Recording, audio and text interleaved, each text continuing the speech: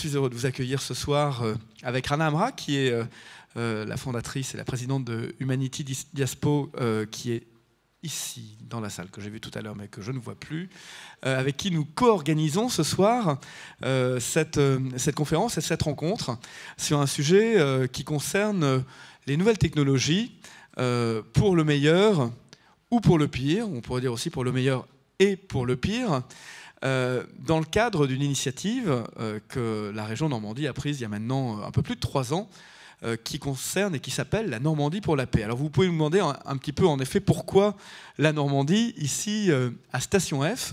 Je vais vous en dire quelques mots en guise d'introduction avant de pouvoir écouter nos experts, nos entrepreneurs qui vont parler de 2 sujets ce soir. D'abord la question du big data et les questions de paix et de sécurité, et puis comment les nouvelles technologies peuvent aussi apporter des solutions sur des crises majeures, notamment de déplacement de population, crises liées aux réfugiés, que l'on voit tous les jours dans l'actualité internationale, et en quoi les technologies, la recherche dans le numérique peut aussi apporter des solutions très concrètes, très innovantes pour contribuer à un monde plus en paix.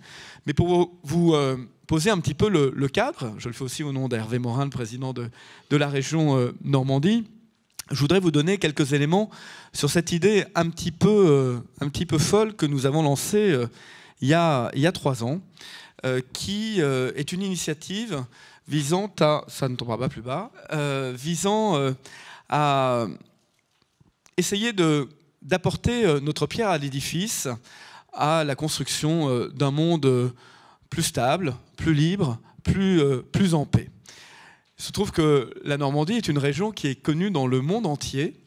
Des études, alors je ne sais pas sur quoi ça se fonde, mais nous disent que, en gros, avec la Californie, la région Normandie est un des territoires le plus connu au monde, et bien plus que certains États. On a l'avantage, c'est qu'il n'y a pas trop de difficultés de traduction, et que ce territoire, il est connu dans le monde entier, notamment avec ce qui s'est passé à la fin de la Deuxième Guerre mondiale, le débarquement, la bataille de Normandie, le D-Day, et que nous incarnons les valeurs de paix et de liberté. Et on s'est fait la réflexion avec Hervé Morin, début de l'année 2016, on sortait de la COP21 organisée à Paris sur le développement durable et les objectifs de lutte contre le réchauffement climatique. Et on s'est fait cette réflexion alors que la Normandie était en train de se réunifier. Elle avait enlevé le haut et le bas pour devenir une grande Normandie. On cherchait un élément un petit peu fédérateur. Et on s'est fait la remarque qu'il existait à l'agenda international des grands rendez-vous sur les questions de développement durable. Il existait des grands rendez-vous sur les questions d'économie avec Davos. Et que paradoxalement, on avait quelques mois plus tard l'élection de Trump, une remise en cause fondamentale du multilatéralisme, un monde de plus en plus, avec des menaces de plus en plus fortes, depuis les répercussions de l'après 11 septembre, qui se font toujours sentir et qui ont profondément bouleversé l'équilibre géopolitique du monde. Et que s'il existait ces grands événements sur le développement durable et sur l'économie, paradoxalement, ça n'existait pas sur les questions de paix et de sécurité internationale. Alors oui, il y a beaucoup de choses.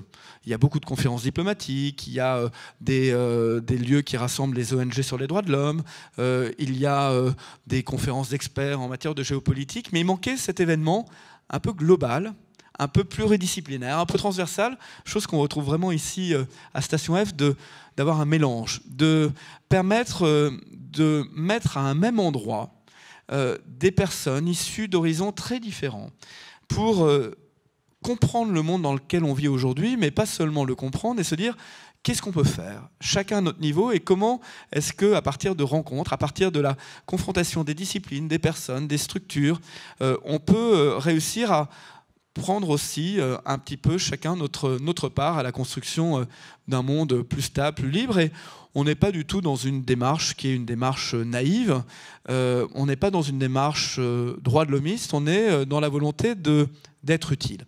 Et d'être utile en ayant vraiment un engagement fort contre l'indifférence.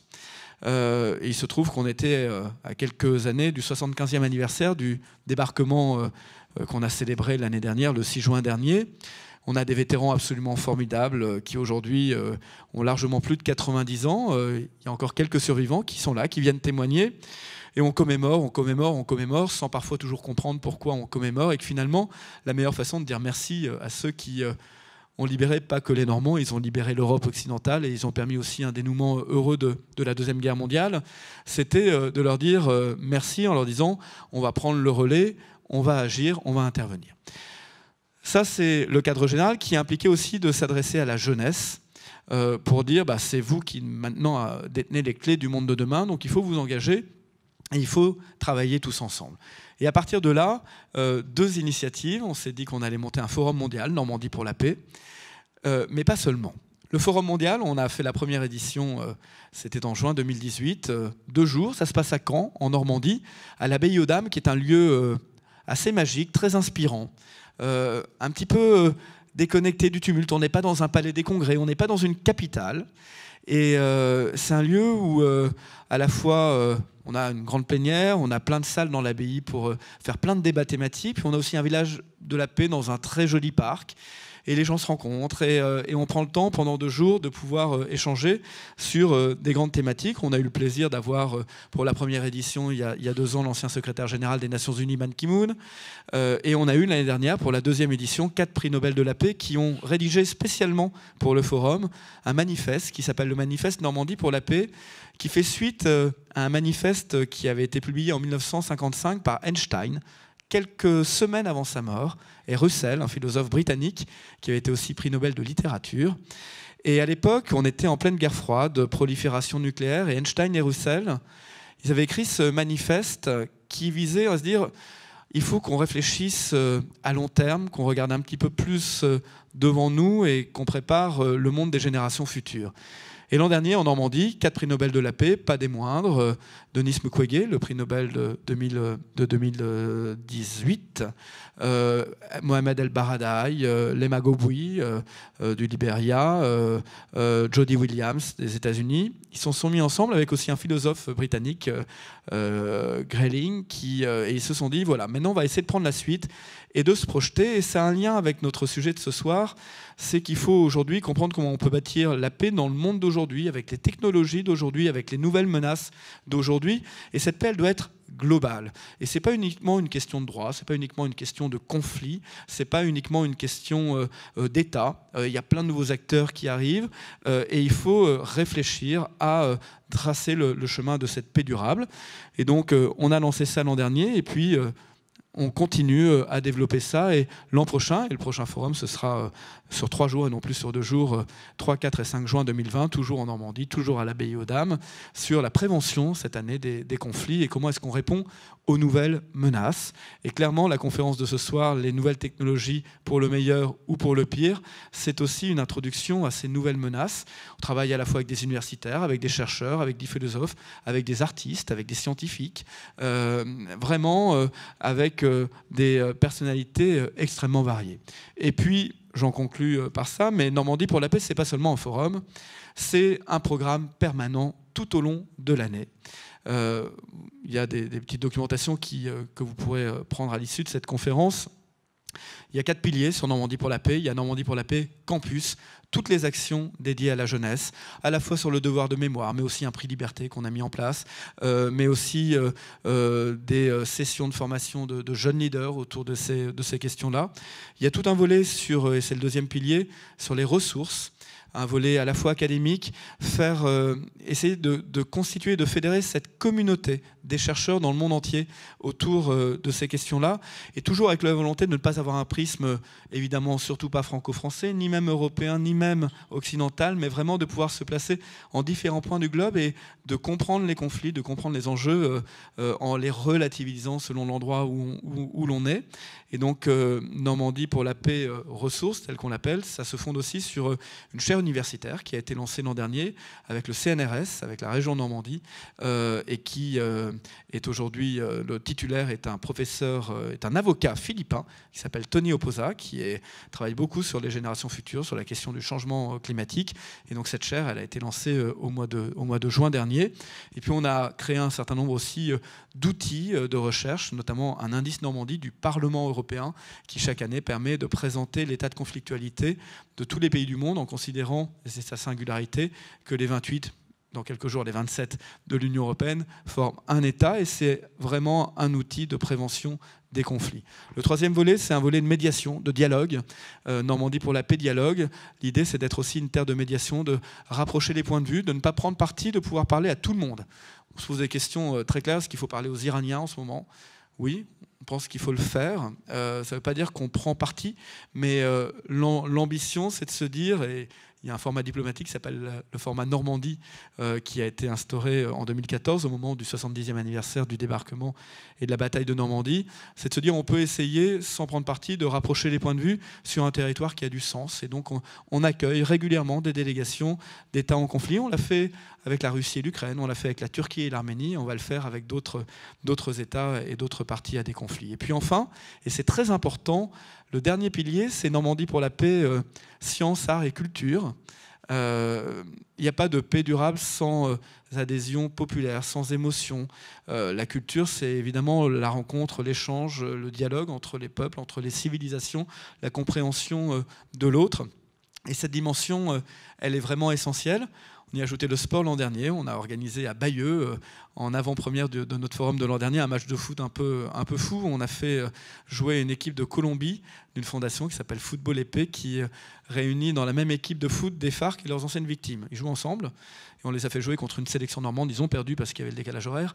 Mais c'était intéressant de montrer que par le sport, évidemment, on parle souvent de l'olympisme, on parle de ces sujets-là, mais là aussi, c'est des leviers très importants.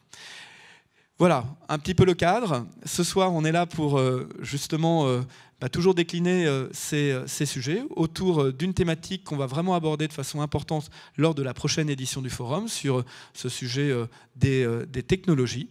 On va donc avoir des experts, des start-up représentés ici à Station F. C'est une conférence pour nous hors les murs, et c'est vraiment important. Normandie pour la paix, c'est le nom de la Normandie, mais ça n'a surtout pas vocation à rester que en Normandie. On était avec le président Morin au mois de novembre à New York, à Washington. On a fait 2 conférences à New York. On avait fait une très belle conférence l'année dernière au Collège des Bernardins. Il y en a une autre à Dublin au printemps dernier sur le Brexit et le processus de paix en Irlande du Nord.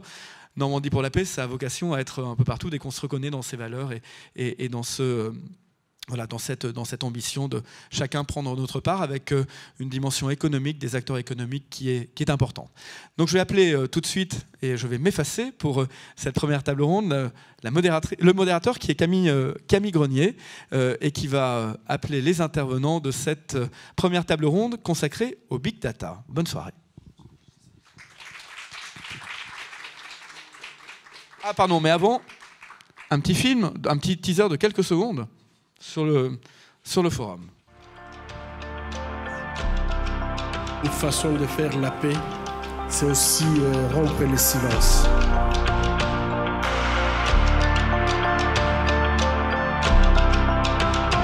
Dans les perspectives terrifiantes qui s'ouvrent à l'humanité, nous apercevons encore mieux que la paix est le seul combat qui mérite d'être mené. Camus l'avait écrite au lendemain d'Hiroshima.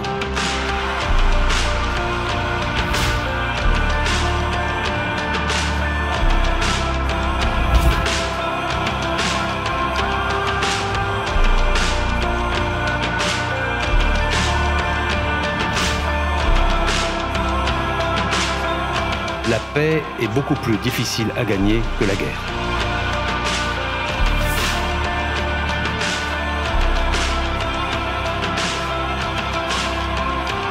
Peace is when the country uses its resources to provide for the needs of its people.